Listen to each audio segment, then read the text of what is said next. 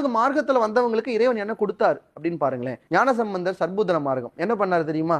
கல்யாண கோலத்துல அவருடைய வேள்வித்தியில கதவை திறக்கிறார் கைலாயத்து. எல்லாரையும் கைலாயத்துக்கு அனுப்பிட்டு ஞானசம்பந்தரும் அது வழியா போறார் மேல. ரெண்டாவது சுந்தரருக்கு குதிரையை வெள்ளியானையை அனுப்புறாரு. அவர் நண்பருக்கு குதிரையை அனுப்புறாரு. ஐராவத வெள்ளியானை அனுப்பி வைக்கிறாரு. சுந்தரர் ஏறி உட்கார்ந்துக்கிறாரு. கைலாயத்துக்கு கூட்டு போயிட்டார்.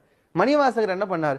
திருவாசகம் எழுந்துட்டு இது யார், இதற்கு என்ன பொருள்னு எல்லாரும் கேட்டப்ப இவன் தான் அதற்கு பொருள்னு உள்ள ஓடனாரு. கருவறையில் அப்படியே மறைஞ்சிட்டார். தொண்டு செய்த அடியாராக இருந்த தாசமார்க்கமா இருந்த திருநாவுக்கரசருக்கு என்ன தெரியுமா பண்ணாரு? திருநாவுக்கரசரே போனாரு எங்க? கைலாயத்துக்கு. பாவம் கஷ்டப்பட்டு விழுந்து பிறண்டு முட்டி தேய உருண்டெல்லாம் போனார். ஆனா சிவபெருமான் என்ன தெரியுமா பண்ணிட்டாரு? உன்னால இங்க பார்க்க முடியாது, நீ திரும்ப தமிழ்நாட்டுக்கே போன்ட்ட. இப்ப நம்ம நினைக்கலாம், இப்ப ஞானசம்பந்தரை இங்க இருந்து கூட்டு போனேன், சுந்தரரை கூட்டு போனேன், மணிவாசகரை கூட்டு போனேன், ஏன்பா இவரையும் கூட்டு போக வேண்டியதானப்பா, அவ்வளவு தூரம் வந்துட்டாரு, ஏன்பா திருப்பி அனுப்புறேன்? திருப்பி அனுப்பினார். இந்த குளத்துல மூழ்கி திருவையாறுல எழுந்துக்கினார்.